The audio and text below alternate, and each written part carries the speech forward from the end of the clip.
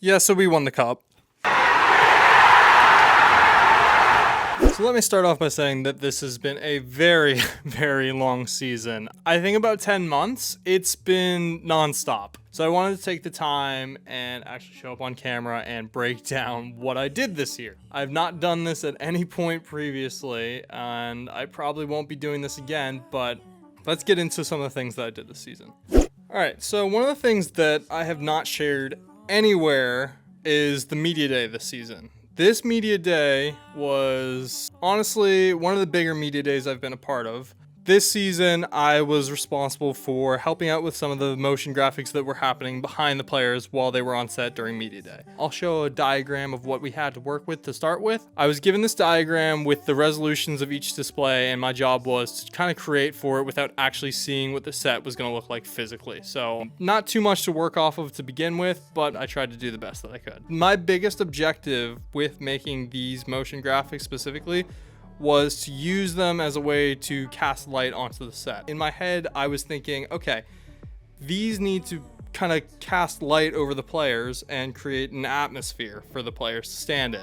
Because the star of the show on set is the player. It's not my motion graphics. My motion graphics are just kind of meant to accentuate and draw your eyes to the player in unique ways. Part of one of the initiatives for this year was to have a visual on screen for every single player, whether that's Shane Gostisbehere, Keandre Miller, Alexander Nikishin. Every player got their own visual. So I had one version that was just a number ID, really simple, just their number on loop for about 6 seconds. And then another version that has their name. It was basically what I used to create then the starting headshot animations. So it laid a good foundation for the work that I was going to be doing ahead of time. I'm going to show on screen a few of my favorite visuals that I did for the media day. You guys can let me know what you think. I worked really hard on these, but I think down the line I'll be able to improve on these going into next year. I also wanted to take some time to talk about this one animation that I made featuring Sebastian Aho. I utilized one of the video producer's clips. His name's Alec. He got this unbelievable shot of Sebastian Aho. And funny enough, with this shot that Alec got, it was ultimately called off. The goal was no good, but the shot still stood as one of my favorite shots I've seen from the past 2 seasons, so it had to go in. But wanted to showcase this. This was my initial idea for what I would have wanted to put behind all the players as a custom animation for each of the big dogs like Sebastian Aho, Andrei Svechnikov, and a few others. Ultimately, though, it was very time-consuming to kind of replicate this animation and very clip-dependent, obviously. We were fortunate to have such an amazing clip of Sebastian Aho. So this ultimately ended up going to the graveyard, but still one of my favorite animations that I want to talk about. So as I'm sure you guys will probably see throughout the course of this video, I spent a lot of time this season with the video producers in mind, trying to think of ways that I can help them to do their work more efficiently. One of the big focuses on my part was trying to create motion graphics templates, also known as MoGRTs. So I want to showcase some of the capabilities of the MoGRTs that I built over the course of the season. Obviously, every team needs a lower third. You've got to identify players for fans who might not know who these players are, especially when they're on ice and they're wearing all their equipment. It's not as easy to tell what they might look like off ice. So when you see the player off ice, it's important to have a lower third to be able to help the fans identify the player off ice. Kind of breaking down this MoGRT, this lower third that I made, my biggest goal was for this lower third animation to be super dynamic and adjustable. I've got all these toggles built in that allows you to switch to a vertical, a horizontal version, disable the background, switch the logo to a number. If the idea was this was a lower third that was going to be able to be used for any person on screen. And I think that it does that really well. However, I think the overall look and feel of the lower third leaves a little more left to be desired. So I think going into next year, my goal is to use more subtle animations to make it more impactful but less demanding for the viewer's attention. Another MoGRT that I produced was a basic scorecard animation. Behind the Storm is a series that kind of dives into the nuances of what it's like to play for the Hurricanes and what goes on in the daily life of the Carolina Hurricanes. It also focuses on telling a deeper story of what happened throughout the course of a game. I'm pretty excited to say that I had a very small part in the overall production of the BTS series throughout the season, including an intro sequence that I made and updated for each episode. But these Mogerts came into play heavily throughout the series because the scorecard that I built also helps tell the story and give context to what the viewer is watching. As each goal is scored, the viewer doesn't have to mentally keep note of, oh, that was the Canes' first goal, or oh, that was the Canes' third goal in the game. Showing the on-screen information just made it easier so that you could quickly see at a glance, oh, the Hurricanes were trailing in this game by 2, but inevitably came back in the game to win it 4-2. So it just helps you feel more tied into the story and how the game played out. So now we're going to switch gears to talk about what everyone wants to hear about, which of course is the Hurricanes playoffs. Going into the playoffs, we had a pretty clear idea that we wanted our campaign to be Sound the Siren. Sound the Siren is kind of ambiguous, but it gives you a lot to play with. So Sound the Siren was awesome because it gave me a mid-season opportunity to refresh everything that I'd worked on. That's the win animation, the goal animation, the matchup, and several other things. Everything got revamped, which was exciting because I feel like I could have done a better job not missing the mark on Carolina culture. Sound the Siren was meant to be a more serious campaign than Carolina culture, as the playoffs are as real as it gets, you know? So through the development of the Sound the Siren campaign, I was researching a lot of different ways to visualize sound. One of the most unique techniques I came across and utilized was using an oscillator. So if you're not sure what an oscillator is a machine that helps you visualize sound frequencies. So let's say I were to put in a really high-pitched frequency, kind of squeaking sound.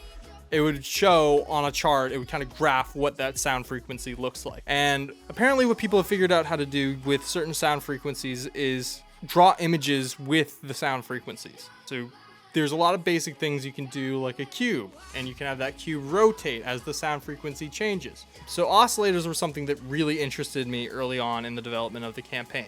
To me, it felt like it hit the mark perfectly. So after digging around a little bit online, I was able to find this one software called Aussie Render. Using the Aussie Render software, I took a few of the assets that the designers had created and plugged them in. Playing around with some of the sliders and some of the pre-built effects, I was able to get some really interesting results. From there, I would bring them into After Effects and do a little bit of a treatment on them to make sure that they would fit within the Carolina Hurricanes aesthetic. I spent a lot of time bringing in different assets, trying different shapes, and using different effects to try and create a wide library of effects that the video producers could then use to help build the campaign through their videos. One of the other things that I did this season was print stickers. Now, a few people questioned me, like, why are you so obsessed with stickers? I had a really good reason, but I didn't feel like I was able to explain it properly beforehand. So I wanted to take some time to explain the stickers now. Working for the Detroit Red Wings, one of our designers, Kyle Kolps, also known as Humongous Projects on Instagram, was really into printing stickers. And this was something that I didn't think I'd appreciate as much as I did up until I left the Red Wings. When I arrived back in North Carolina, I had kept all the stickers that he'd given me, and instead of putting them on any laptop or Hydro Flask or anything like that, I ended up using them as decoration in my room. Here's a few videos of kind of where I have them placed and scattered around. But I thought they were really cool memorabilia of like, okay, I was with the Red Wings for the 23-24 season, and that's a sticker that no one else in the world has but me. And to me, it just helped me feel like I was more a part of the team than I was, and also served as really good memorabilia for my time with the Red Wings. So the idea was simple: print a bunch of stickers for the Carolina Hurricanes. I also thought that it would be a unique opportunity for me to try and work on my design skills, which are severely lacking, and as a motion designer, half the job is design. So I figured this would be a great opportunity for me to challenge myself to try and design in a 2D space and improve as a motion designer as a result. So I think all in all, the stickers were a pretty big success because I got the opportunity to practice working on design in a few of them, and I got to bring the team together, focusing on here's the campaign and aligning everyone. One of the things I came to appreciate when designing these stickers and then printing them was that not everything on screen looks the same as it does when printed in the real world. You have to factor in a lot when it comes to printing things into the real world.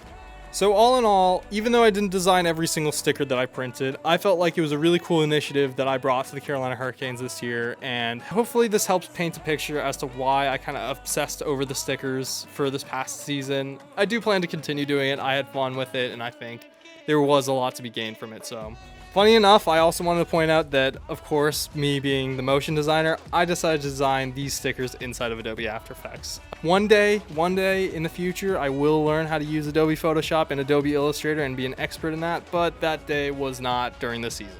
Back in January, I made a trip back to Detroit to visit all my former colleagues in Detroit. While I was there, it was actually Sergei Fedorov's Jersey Retirement Night, which was a huge event for the Detroit Red Wings and something that the fans there had been begging for a long, long time. One of the coolest initiatives that I saw that they were doing for that night specifically is that they were selling commemorative tickets. But what was really unique about these tickets was that if you scanned the back of them and then lined up the front of the ticket with your phone, it would play a video that perfectly was matted to the ticket. This was something that I actually got to see the early makings of during my time with Detroit. We mocked up a concept that never got produced, but I got to see that this was something in the works and I was very excited for this. So I want to show you, this is the final design of the ticket. It's really cool.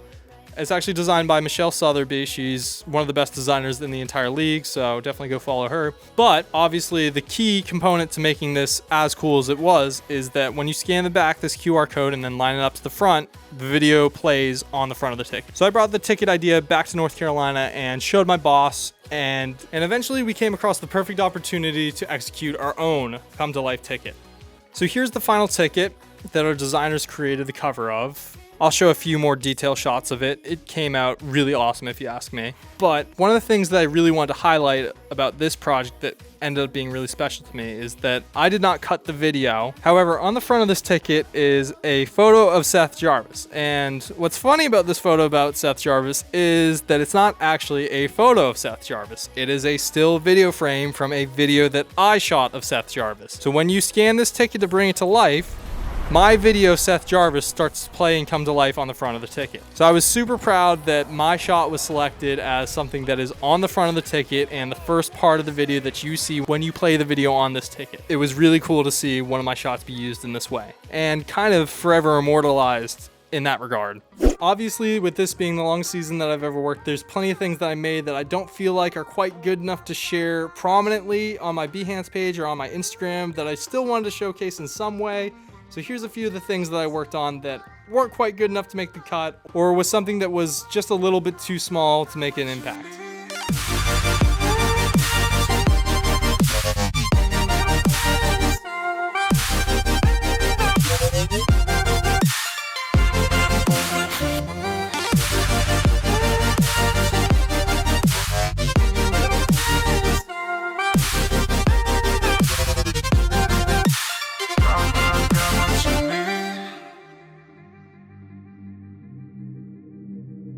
Got what you need, and I still believe this can't be over, and I know you're tired. Tell me it's mine. So all in all, this was the longest season that I've ever worked, but for all the best reasons. And I'm really grateful to have been a part of the ride for this season. Anyways, let me know if you guys enjoyed this kind of breakdown that I've never done before. Hopefully it's not too shabby for a first go for something that I'm trying to get done in under a week. And obviously, if you guys enjoy this, I'll maybe try and do more of these in the future. Hopefully not as spread out as this one is. So just let me know.